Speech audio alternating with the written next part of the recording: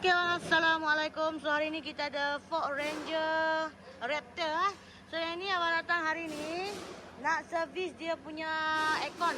Owner komplain ni tengah panas aircon bau hapak, bau kepam, bau apa segala bau, tikus mati pun tai tikus, tai cicak semua ada ni bang. Ni bukan nak promosi tapi boleh nampak tak tu tai apa pun tak tahulah. Ini kalau aircon ni bukan setakat mati ni kau dengan kau boleh kek. Ni bukan setakat ada asma, sesak nafas dengan kau boleh mati. Kau tengok ni macam mana dia. Ni. Aircon filter. Dah pakai kereta bertahun-tahun. Dah 8 tahun, 9 tahun tak pernah tukar aircon filter.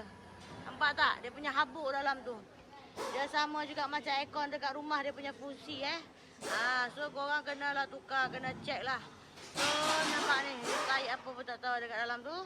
So yang ni untuk flushing aircon. Kita bagi harga sekarang berapa bang flushing? Harga berapa flushing? 128. Sudah naik harga bang sebab aircon gas pun mahal sekarang. So yang ni dia punya fungsi apa bang? Flushing? Tarik balik minyak lama, gas lama, masuk minyak baru. Masuk minyak baru. Oh dia terus lalu sini sedut masuk sini tukar yang baru. Harga untuk seorang nampak ni. Ni bukan oksigen, jangan takut ni. Dia kasih nyawang aja sikit. Lepas tu 100 sampai tak korang? 128.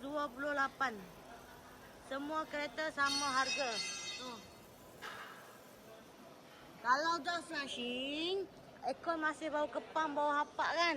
Kau kena check lah kau punya air filter ni, aircon filter. Nampak tu. Macam-macam ada kat dalam ni. Ini kalau cuci pun tak bersih dah ni. Kau tukar je lah baru.